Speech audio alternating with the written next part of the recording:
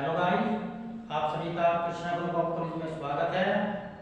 हमारा जो बीएड 2 वर्षीय प्रोग्राम है उसके अंतर्गत हम आज अपना इस वीडियो में बीएड फर्स्ट ईयर में जिसके पेपर का नाम है अधिगमकर्ता के रूप में विकास, इसके अंतर्गत अध्ययन करेंगे। इस पेपर के अंदर हमारी अभी तक फर्स्ट यूनिट चल रही है। हमने अपनी पिछली वीडियो में भी अपनी फर्स्ट यूनिट में ही अध्ययन किया है।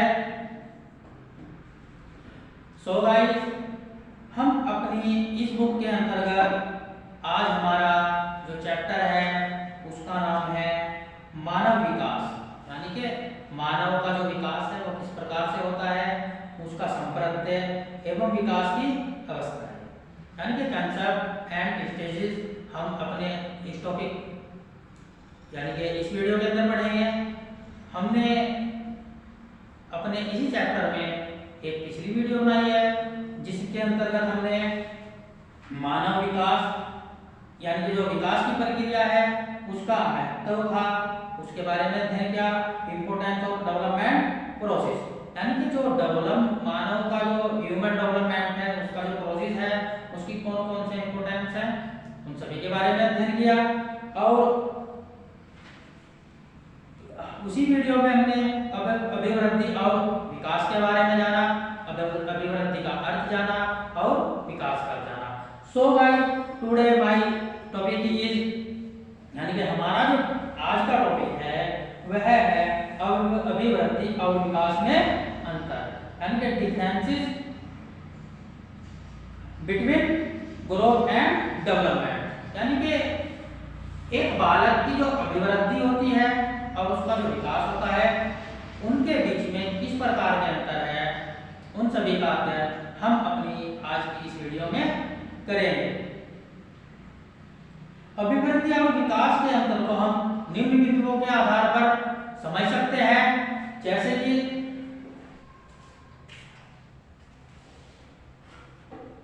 नंबर 1, अभिवृद्धि मात्रात्मक परिवर्तन का प्रतीक है। व्यक्ति के कद, भार, आकार, ऊंचाई आदि में होने वाले परिवर्तनों को अभिवृद्धि कहते हैं। यानी कि मानव के जो शरीर है उसका जो उसमें जो वृद्धि होती है, जैसे लंबाई बढ़ रही है, उसकी मोटाई बढ़ रही है, उसके भार में परिवर्तन हो रहे हैं, उन सभी परिवर्तनों को हम अभिवृद्धि कहते हैं जो कि मात्रात्मक होती है।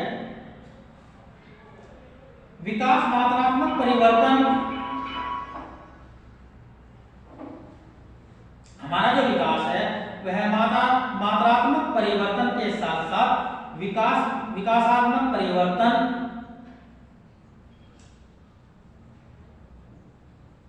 भी सम्मिलित करता है।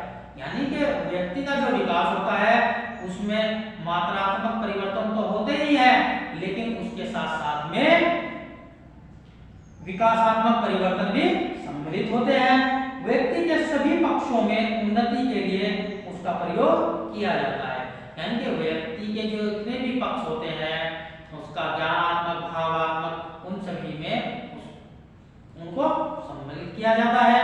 नंबर पॉइंट है हमारा, अभिवृद्धि की प्रक्रिया जीवन पर्यंत चलकर एक निश्चित आयु पर रुक जाती है। यानी कि जो बालक की अभिवृद्धि होती है, मनुष्य की अभिवृद्धि होती है या मानव की अभिवृद्धि होती है, वह जीवन पर्यंत नहीं चलती, वह जन्म के बाद शुरू होकर एक निश्चित आयु में आकर रुक जाती है। अर्थात शारीरिक परिपक्वता ग्रहण करने के बाद अभिवृद्धि रुक जाती है।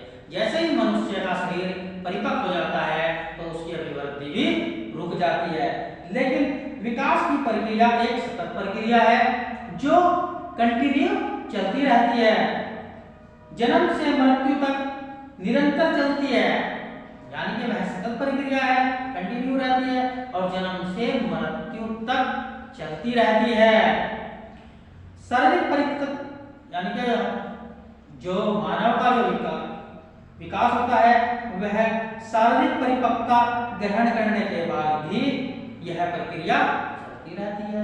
यानी कि अगर किसी व्यक्ति के मानव के शरीर जो शारीरिक परिपक्वता है वह पूर्ण हो जाती है लेकिन वृद्धि रुक जाती है, मगर हमारा जो मानव का जो विकास होता है वह फिर भी चलता रहता है। नेक्स्ट पॉइंट है अभिवृद्धि की प्रक्रिया के फलस्वरूप मनुष्य में होने वाले परिवर्तनों को स्पष्ट रूप से देखा जा सकता है, उनको मापा जा सकता है, तोला जा सकता है, उनका मूल्य उनको प्रत्यक्ष रूप से हम देख सकते हैं।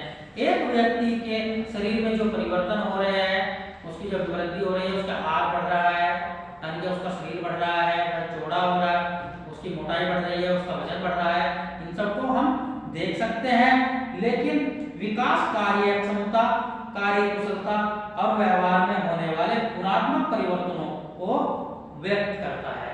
यानी कि जो विकास होता है वह किस मनुष्य ने किस समय किसी कार्य में कितनी कुशलता प्राप्त की, वह किन किन गुणों को सीखा, उन सभी को व्यक्त करता है। अभी यही देख लो कि यह जो छोटा बच्चा होता है वह कम कार्य करता है, लेकिन बड़ा होने के बाद उसकी परिपक्वता की जैसे जैसे शरीर परिपक्व होगा वह उन कार्यों को सीखता चला जाता है। हमारा नेक्स्ट पॉइंट है अभिवृद्धि की प्रक्रिया विकास की प्रक्रिया का एक अंश मात्र है। यानी कि जो अभिवृद्धि है वह हमारा जो मानव का जो विकास होता है उसका केवल एक छोटा सा हिस्सा है, जबकि विकास उससे कई गुना बड़ा है। नेक्स्ट पॉइंट है विकास शब्द अत्यंत व्यापक है, यह व्यक्ति के संपूर्ण विकास से संबंधित है। विकास प्रक्रिया की एक उपक्रिया कही जा सकती है। यानी कि जो विकास है, जो मनुष्य की अभिवृद्धि है वह विकास की केवल एक क्रिया ही कही जा सकती है, जबकि विकास की प्रक्रिया व्यापक है, बहुत बड़ा एरिया है विकास का। हमारे हार्लॉक महोदय हैं, उन्होंने कहा है अभिवृद्धि और विकास के विषय में कहा है उन्होंने, यानी कि देखते हैं क्या कहते हैं। विकास अभिवृद्धि तक ही सीमित नहीं है, यानी कि जो मानव का विकास है वह अभिवृद्धि तक नहीं होता। अभिवृद्धि की अपेक्षा इसमें प्रौढ़ावस्था के लक्ष्य की ओर परिवर्तन का प्रगतिशील क्रम निहित होता है। यानी कि प्रौढ़ावस्था तक उसका जो क्रम है वह निहित होता है। विकास के फलस्वरूप व्यक्ति में नवीन विशेषताएं और जीवन योग्यताएं प्रकट होती है। यानी कि जो मानव का विकास है उसके अनुसार ही व्यक्ति में जीवन की जो नई योग्यताएं हैं वह प्रकट होती है। जैसे कि हर रोज कोई ना कोई चीज एक मानव नई सीखता रहता है, व्यवहार में परिवर्तन आता रहता है। एक बालक है, छोटा सा बालक है, अपनी जिद करता रहता है कि नहीं मुझे यही सामान चाहिए, अलग अलग उसके व्यवहार होता है। लेकिन जैसे धीरे धीरे वह बढ़ता रहता है, परिपक्वता की ओर अग्रसर रहता है, तो उसका जो व्यवहार है वह बदलता रहता है। वह किसी चीज की जिद भी नहीं करता, क्योंकि उसको अच्छे और बुरे में अंतर करने का भेद मालूम हो जाता है। इसे ही हम विकास कहते हैं। अब हमारा नेक्स्ट पॉइंट है अभिवृद्धि और विकास के सिद्धांत। यानी कि अभिवृद्धि और विकास के कौन कौन से सिद्धांत हैं हम ये जानेंगे।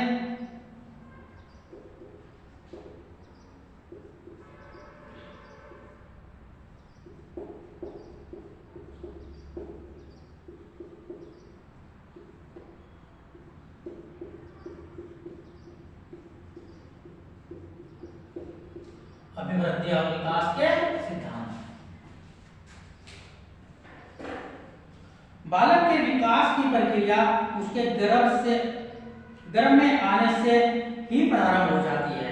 यानी कि जो बालक का विकास होता है उसकी जो प्रक्रिया होती है उसकी प्रक्रिया यानी कि माँ के गर्भ से ही प्रारंभ हो जाती है और उस समय तक चलती रहती है जब तक वह यानी कि प्रौढ़ता को बूढ़ा न हो जाए, यानी कि प्रौढ़ता को प्राप्त ना कर ले, यानी कि अपनी प्रौढ़ावस्था को प्राप्त ना कर ले।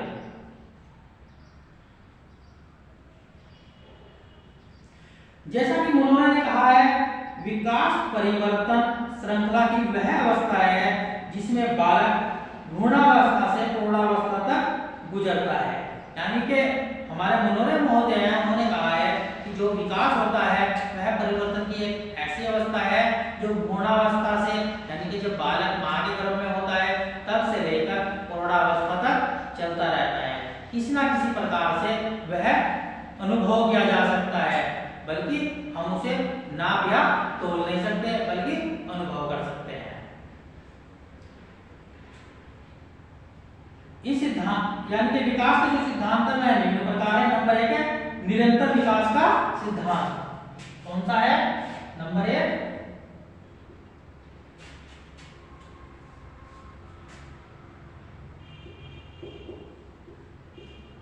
निरंतर विकास का सिद्धांत।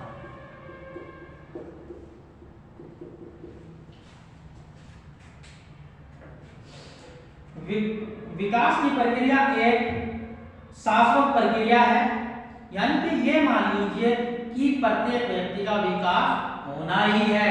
ये नहीं कि एक व्यक्ति का विकास हो गया और दूसरे का नहीं होगा। इसीलिए यह एक शाश्वत प्रक्रिया है, निरंतर चलती रहती है। यानी कि विकास की प्रक्रिया निरंतर चलती रहती है। विकास की गति सदैव समान नहीं रहती, यह गति कभी तीव्र हो जाती है और कभी मंद हो जाती है। जो विकास की गति है वह किशोरावस्था तक तीव्र गति के साथ चलती है, यानी कि तीव्र गति के साथ होता है विकास। लेकिन किशोरावस्था के बाद प्रौढ़ावस्था तक यानी कि विकास की गति धीमी हो जाती है और वह धीरे धीरे चलती है।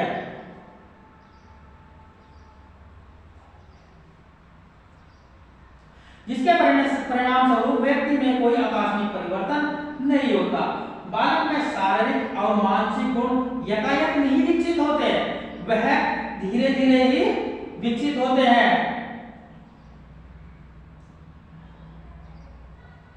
उनमें जो भाषा का विकास होता है वह भी एकदम से विकसित नहीं होता, दिन में नहीं, यानी कि एक दिन में नहीं हो सकता। उनकी जो नींव है बालक के जन्म से ही पड़ जाती है, यानी कि जो विकास होते हैं उनकी जो नींव होती है वह बालक के जन्म से पड़ जाती है। लेकिन जितने भी विकास है वह अचानक से यथायथ नहीं होते, बल्कि वह धीरे धीरे होते हैं। हमारा नेक्स्ट पॉइंट है समान प्रतिमान का सिद्धांत।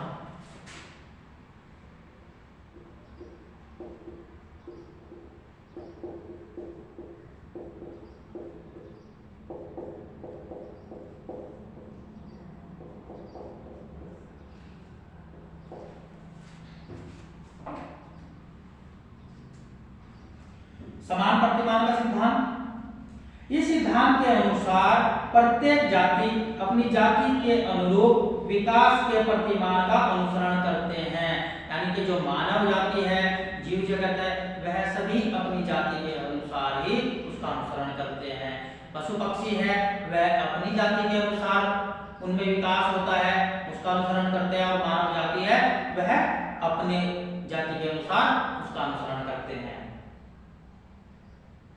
मानव जाति के बालकों के विकास का प्रतिमान संपूर्ण संसार में एक ही है, यानी कि जो मानव जाति है उसमें जो बालक जन्म लेते हैं उनका जो विकास होता है वह संपूर्ण संसार में एक समान होता है। यह नहीं कि अमेरिका या यूरोप के बालकों का विकास जल्दी हो गया और भारत के बालकों का कम हो गया, या भारत के बालकों का विकास जल्दी होता है और अमेरिका यूरोप के बालकों का विकास देर से होता है। नहीं, ये जो प्रक्रिया है विकास की वह समान रूप से चलती है, यानी कि समान प्रतिमान के हिसाब से ही उनका विकास होता है। इनमें किसी प्रकार का अंतर नहीं होता, बालक चाहे भारत में पैदा हो या यूरोप अमेरिका में पैदा हो। हमारा नेक्स्ट है विशिष्ट क्रम का सिद्धांत।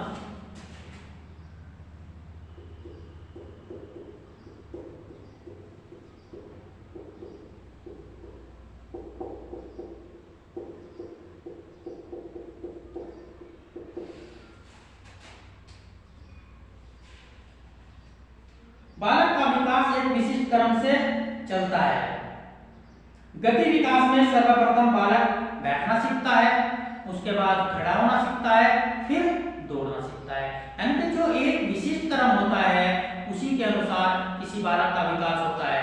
ये नहीं कि बालक सबसे पहले दौड़ना शुरू करेगा, जैसे ही जन्म लिया उसने दौड़ना शुरू कर दिया, नहीं, सबसे पहले वह टर्राना शुरू करता है, उसके बाद धीरे धीरे जमीन पर रेंगना शुरू करता है, फिर वह धीरे धीरे बैठना शुरू करता है, बैठने के बाद उसको खड़े होने की आदत डाली जाती है, फिर उसके बाद वह धीरे धीरे पहले 2-4 कदम रखेगा, गिर जाएगा, लेकिन बाद में वह प्रॉपर चलने लगता है। जब वह सही चलने लगता है तो भागने लगता है, दौड़ने लगता है। इसीलिए बालक का जो विकास होता है वह एक विशिष्ट क्रम में होता है। इसी प्रकार अपने शारीरिक विकास में संवेगात्मक यानी कि सर्वप्रथम वह अपने सिर पर नियंत्रण प्राप्त करता है और फिर धीरे धीरे अपने ऊपर से नीचे के क्रम में अन्य अवयवों का नियंत्रण प्राप्त करता है। अगर यह बात देखे जाए कि बालक का विकास सबसे पहले कहां से शुरू होता है, सिर से पैर की ओर या पैर से सिर की ओर, तो बालक का विकास सिर से पैर की ओर होता है। यानी कि सबसे पहले वह अपने सर पर नियंत्रण करता है, धीरे धीरे वह ऊपर से नीचे की ओर नियंत्रण करता जाता है। नेक्स्ट, समान प्रतिक्रियाओं से विशिष्ट प्रतिक्रियाओं का सिद्धांत।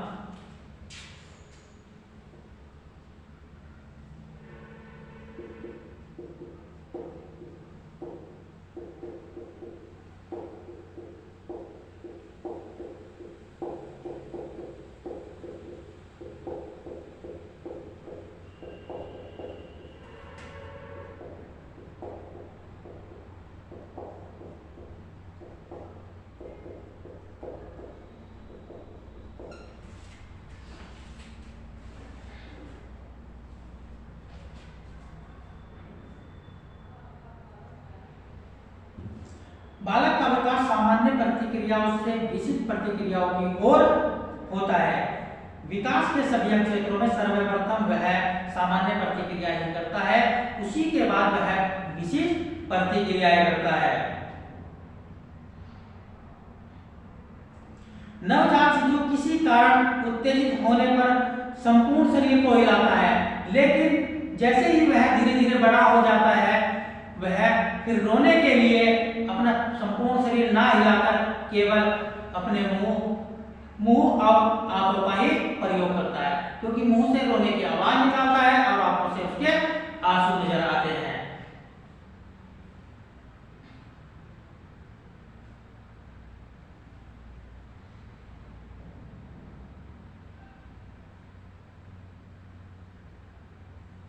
नेक्स्ट है हमारा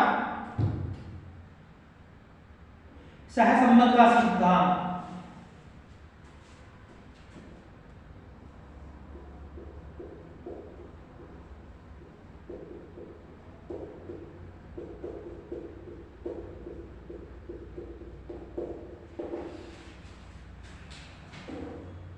इस सिद्धांत के अनुसार विकास की दृष्टि से बालक के अधिकांश गुणों में सहसंबंध पाया जाता है, और जो एक गुण के विकास में मंद होता है वह आकार, लंबाई, सामाजिकता, ऊंचाई के विकास में भी उत्कर्ष कोटि का होता है। यानी कि अगर किसी में कम होगा तो दूसरे में ज्यादा होगा जी। और जिन बालक का बौद्धिक विकास सामान्य से नीचा होता है वह विकास के अन्य क्षेत्रों में भी प्राय सामान्य से नीचा होता है। यानी कि अगर किसी बालक का बौद्धिक विकास कम है तो वह बालक दूसरे किसी कार्य में भी उनका जो विकास है वह कम ही रहेगा। अगर कोई बालक पढ़ने लिखने में कमजोर है तो वह जो हाथ से काम करने के हैं उनमें भी कमजोर रहता है, जिसे हम सहसंबंध का सिद्धांत कहते हैं। नेक्स्ट हमारा वंशानुक्रम तथा वातावरण की अंतःक्रिया का सिद्धांत।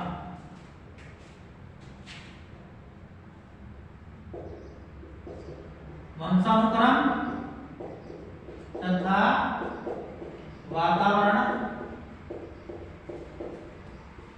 की अंतःक्रिया का सिद्धांत।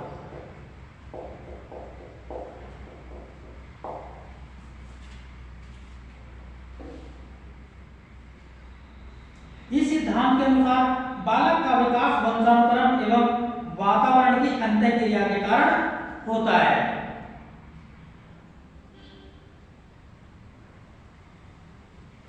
वंशानुक्रम उन सीमाओं को निर्धारित करता है जिनके आगे बालक का विकास नहीं किया जा सकता। इसी प्रकार यह भी सिद्ध हो चुका है कि जीवन के आरंभिक वर्षों में दूषित वातावरण, कुपोषण अथवा गंभीर रोग जन्मजात योग्यताओं को कुंठित तथा शक्तिहीन बना सकते हैं। अगर किसी बालक को गर्भ में ही यानी कि मां के गर्भ में ही उसको कुपोषण की बीमारी हो जाए, उसको सही प्रकार से भोजन न मिले, तो वह उसका जो शारीरिक विकास है वह सही प्रकार से नहीं हो पाएगा। इसीलिए यानी कि बालक के स्वास्थ्य को भी ध्यान में रखकर चलना चाहिए। यानी कि बालक को संपूर्ण पोषण की आवश्यकता होती है, जिससे कि उसका सही प्रकार से उसके सामाजिक, मानसिक, संवेगात्मक, भावात्मक सभी प्रकार का विकास सुचारू रूप से हो सके। यह नहीं कि वह उसका विकास किसी कारणों से रुक जाए। हमारा नेक्स्ट है व्यक्तिगत भिन्नताओं का सिद्धांत।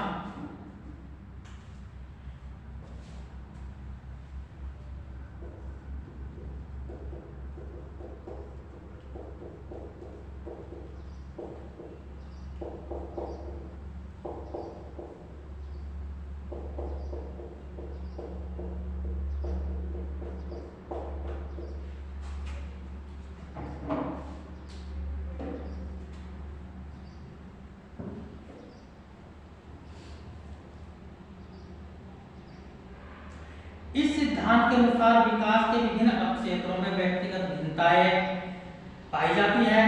प्रत्येक बालक के विकास का अपना निजी स्वरूप होता है। यानी कि जो बालक का स्वरूप होता है वह उसका अपना निजी होता है।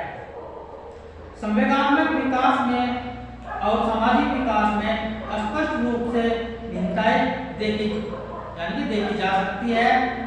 बालक या बालिका में विकास के हर क्षेत्र में कोई न कोई ऐसी विशेषता होती है जिसके कारण वह अन्य बालकों और बालिकाओं से भिन्न होते हैं।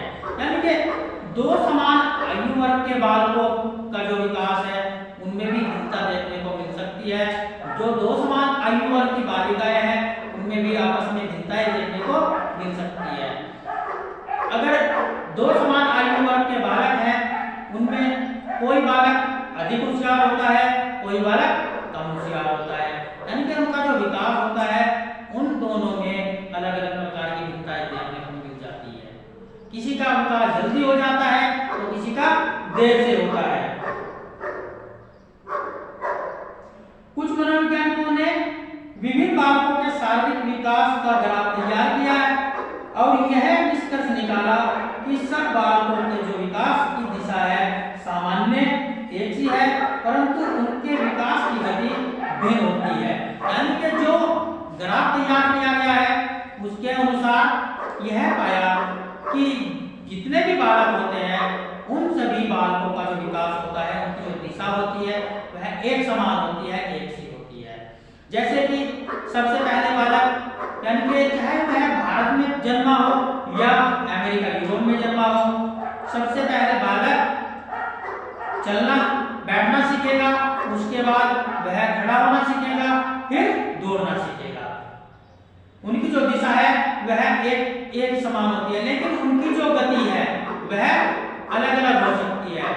कि सबसे बहुत से बालक जल्दी बैठना सीख जाते हैं, जल्दी खड़ा होना सीख जाते हैं और जल्दी चलना सीख जाते हैं, लेकिन कुछ बालक यह सभी प्रक्रियाएं देर से करते हैं। इसीलिए सभी बालकों का जो विकास की दिशा है वह एक समान होती है, लेकिन उनकी जो गति होती है वह अलग अलग होती है या उनकी गति में भिन्नता देखने को पाई जाती है। किन्हीं का विकास जल्दी हो जाता है और किसी का देर से होता है, लेकिन सभी का विकास एक ही प्रक्रिया से होकर गुजरता है। यह नहीं कि यहाँ वाले बालकों का बालक पहले जन्म लेते ही साथ दौड़ना शुरू कर देंगे, अमेरिका के ऐसा नहीं करेंगे, ऐसा नहीं है। सभी को एक ही दिशा के अनुसार अपना विकास पूरा करना होता है। बालक के विकास के उपयुक्त सिद्धांत को ज्ञान माता पिता और शिक्षक के लिए अत्यंत आवश्यक होता है, क्योंकि अगर बालक का जो विकास है उसका ज्ञान माता पिता को नहीं होगा, उसके शिक्षक को नहीं होगा, तो वह उनके अनुसार यानी कि बालक को जो जरूरतें हैं उसके अनुसार उनकी जरूरतें पूरी नहीं कर पाएगा, जिससे कि उनका विकास अवरुद्ध हो जाएगा। इसीलिए हर माता पिता शिक्षक को बालकों की जो अवस्थाएं हैं, उनका जो विकास है, उनकी जो गति या दिशा है, उनका ज्ञान होना चाहिए। उन्हीं के अनुरूप उनको पोषण की आवश्यकता होती है और तभी उनका जो विकास है वह सही प्रकार से हो सकता है। माता पिता और शिक्षकों के लिए बालकों को आवश्यक प्रेरणा देना संभव हो सकेगा, यानी कि तभी एक माता पिता या शिक्षक उन बालकों को संभव जो प्रेरणा है वह दे सकेंगे तथा शिक्षा की समुचित व्यवस्था कर सकेंगे। अगर हमें बालकों की अवस्थाओं के बारे में नहीं मालूम तो हम उन बालकों की शिक्षा की व्यवस्था भी सही प्रकार से नहीं कर पाएंगे।